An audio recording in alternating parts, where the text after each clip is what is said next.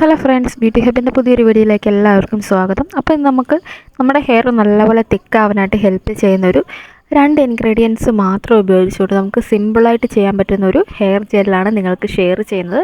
അപ്പോൾ ഇത് നിങ്ങൾക്കൊരു ഹെയർ ജെല്ലായിട്ടും ഹെയർ പാക്കായിട്ടും അതല്ലെങ്കിൽ ഒരു കണ്ടീഷണറായിട്ടൊക്കെ യൂസ് ചെയ്യാൻ പറ്റുന്ന ഒരു സംഭവമാണ് നമ്മളിന്ന് ഷെയർ ചെയ്യാനായിട്ട് പോകുന്നത്.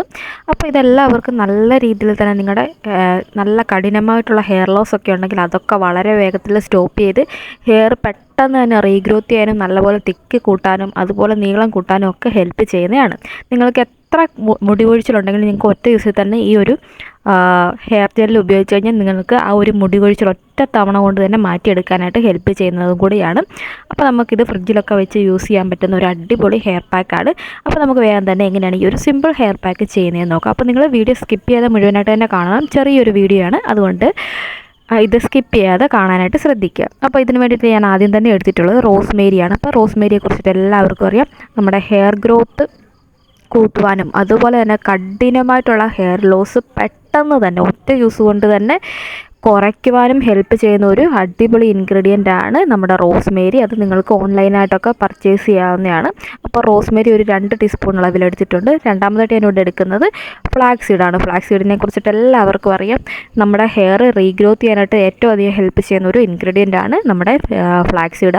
അതിൻ്റെ കൂടെ തന്നെ ഹെയർ നല്ല രീതിയിൽ കണ്ടീഷൻ ചെയ്യാനായിട്ട് ഈ ഒരു ഫ്ലാക്സ് സീഡ് നമ്മളെ ഹെൽപ്പ് ചെയ്യുന്നതാണ്. അപ്പോൾ ഇത് രണ്ടും കൂടെ ഒരു 1.5 ഗ്ലാസ് വെള്ളത്തിൽ നല്ലപോലെ തിളപ്പിച്ചെടുക്കണം. അത് അടച്ച് വെച്ചിട്ട് ഒരു ഗ്ലാസ് ആവുന്നിടം വരെ നല്ലപോലെ തിളപ്പിക്കണം. അതിനുശേഷം നിങ്ങൾക്കിത് ഈ ഒരു കൺസിസ്റ്റൻസിയിൽ കിട്ടും, ഈ ഒരു ജെല്ല് പോലെ കിട്ടും.